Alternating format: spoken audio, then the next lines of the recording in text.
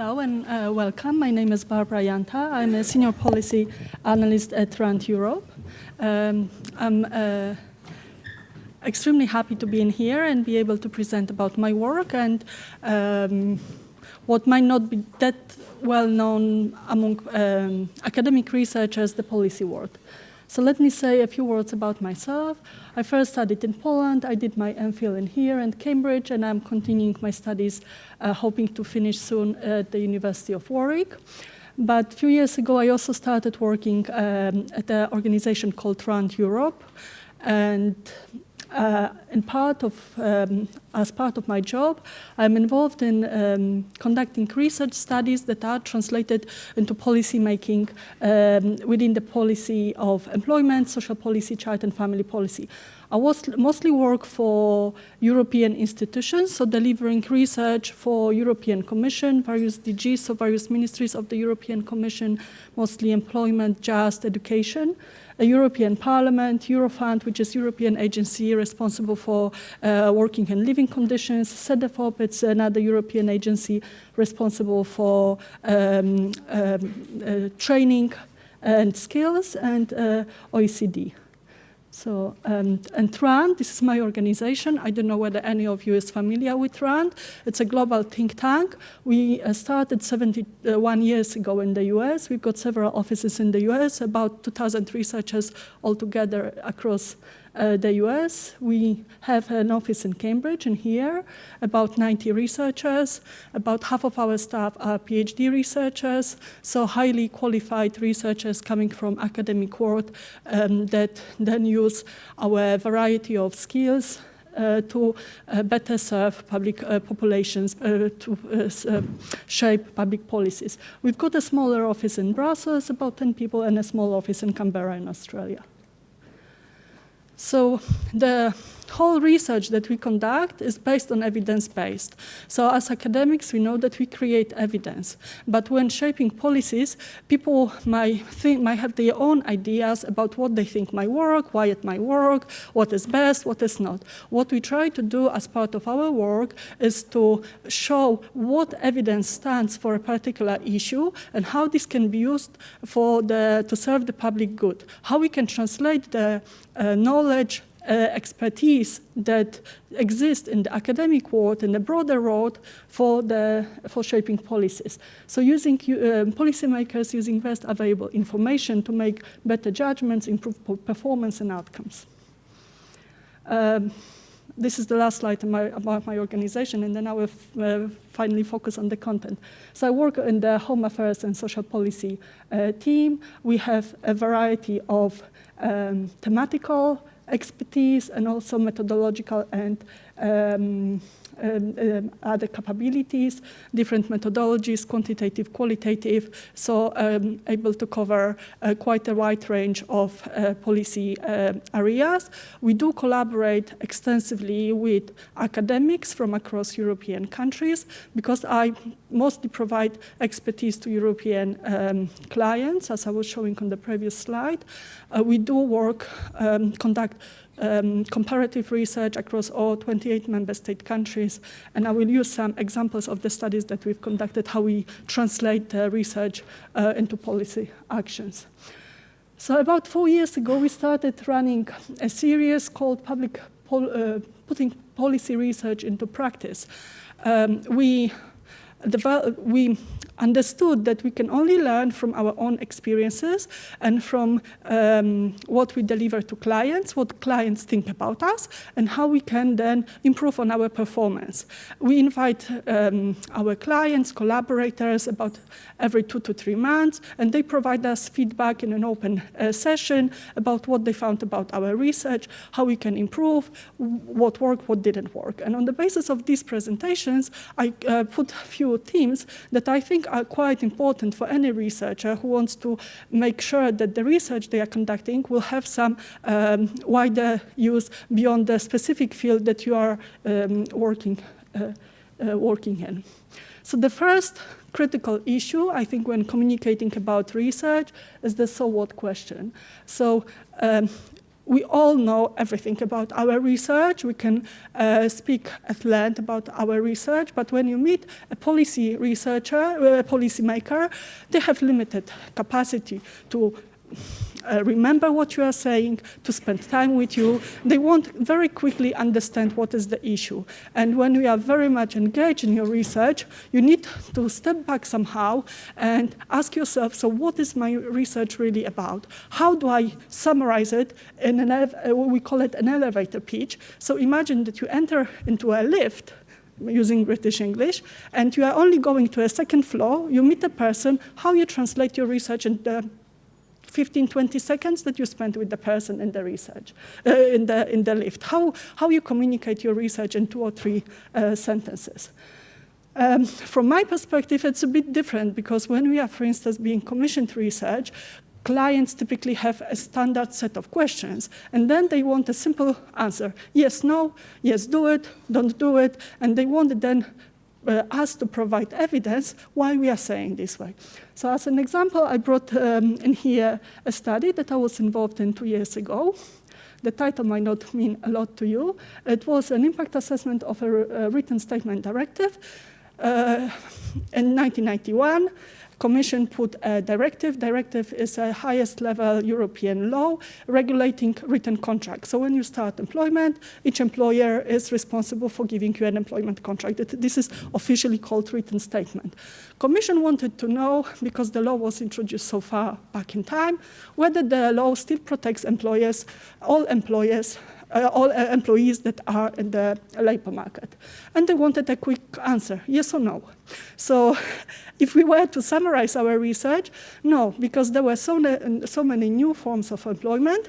The research that we've conducted is showing that the current law does not provide adequate protection to all the workers. What Commission did with our 200 reports that I've just summarized into sentences, they put a proposal for a new directive. I don't know how much you know about employment law. There is a new directive, European directive on transparent and predictable working conditions that has been just passed in the summer this year, and it will be transposed in all member state countries up until 2021. And it means that people in atypical work conditions, zero-hour workers, for instance, in Poland, people working on civil contracts, so kontrakty cywilnoprawne, tak zwane umowy śmieciowe, everyone would be, every employer would be required to provide a written statement, a working contract, explaining the rules and conditions for working. So this is type of research that we conduct, so using evidence from the academia, scholarly research, and translating it. But it's very important for when working for public clients to provide somehow quick answer to a difficult question. Another example that was provided, like a very important issue to consider, is minding the time. The most impact happens when you research, when you know what is happening in the broader world, and then you can somehow navigate and show the relevance of your research for the work of the policymakers. So if they know your research and then understand what you are doing, and you are approaching them, then they can get that your research can get a very good impact. So for instance, another example of a study that I was involved in, there was quite a lot of discussions over the last 3 years or so on the leave protection, paternity and parental leave specifically. And we, when working, discovered that there was not like a single short policy memo, policy document that was explaining what the real issue is. And we knew that there would be voting in the European Parliament. We did a quick research. We produced these paternity and parental leave policies across the European Union memo. It's a 4-page document. We knew that like a politician won't read a 200 pages report explaining all the various aspects that you need to consider. They wanted to have a brief overview what the key issues are. The memo has been downloaded since 4,000 times. I think this was one of the most popular documents produced by the Commission. April this year, there was a new directive passed. will be transposed into European countries, all across member state countries. Further, as a result, the new law says that all fathers across European Union will be guaranteed 2 months of parental leave, non-transferable to mothers. So it will be on a basis use it or lose it. Another point that our stakeholders and clients are saying, what is important when thinking about your research is networking and stakeholder analysis. You need to be quite aware about who does what in your policy field, who are the people who you need to speak to. You need to initiate those conversations and identifying a champion. During the previous session, we've heard that it's not just like one person driving innovation, but I think in the policy world, if you have the one person who is responsible for a specific policy and has the drive to put something forward, I think one person can achieve quite a lot. So over the last few years, I've been involved in quite a lot of research around early childhood education and care, ECEC in short. And we communicated various findings from our studies to the Commission. And as a result, in September this year, I participated in the European Commission high-level expert working group on early childhood education and care. Part of the work is to define what constitutes quality in ECEC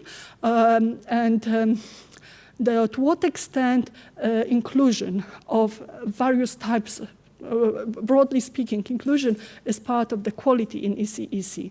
And we are currently preparing a paper that would inform some further thinking at the Commission. So again, identifying what the current needs of the policymakers might be, how you can use the research that you've conducted to influence some further thinking.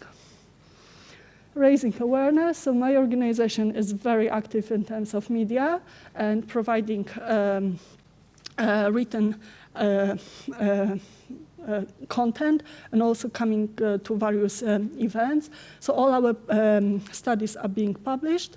So this is just a short snapshot. You stop counting your publications when you have more of them that you have your age. Then we published quite a lot of blog posts, opinion pieces, focusing on one specific issue that we want to communicate. We do quite a lot of outreach activities. Because of my European scope, I focus mostly on European organizations. So I just put here a few organizations that we work closely with that are focusing on child and family issues or broader work-life balance employment issues. Keep it short. So this is a snapshot, if you read it horizontally, 2 examples of 4 pages that we produce as part of our research. We produce research reports very similar to what you would have like in the academic world, but who would read a 200 pages report? Maybe a highly enthusiastic client, but what they really want, a really short snapshot, infographics, providing examples of the key information they need to know. They need to communicate it to people in the position to make decisions, political often decisions. And for instance, these are not my studies, these are from my colleagues. One study that we were conducting, quite a lot of studies actually now, about sleep and why sleep is important, how we are losing out economically, but also individually if we are not sleeping enough. Whole research of like 200 pages summarized in 4 pages. And another one is about understanding research mobility that we conducted in here for a British client. Again, quite a lot of infographics communicating the key messages. And the final message I have is to never give up, because you never know when your research would be picked up. I sometimes get like emails from media people 7 years after research has been published. Can you say something about that? A colleague of mine got a call literally half an hour before she was broadcasted on BBC. Nigel Farage said something about migrants causing traffic on our streets. A journalist had a quick search on Google search, found a report that we once produced, a research that we conducted. She got a call, and then she was on the BBC speaking about the research that was conducted a few years ago. So these are my details. Thank you very much for your attention, and if you have any questions, I will be happy to answer them. Thank you.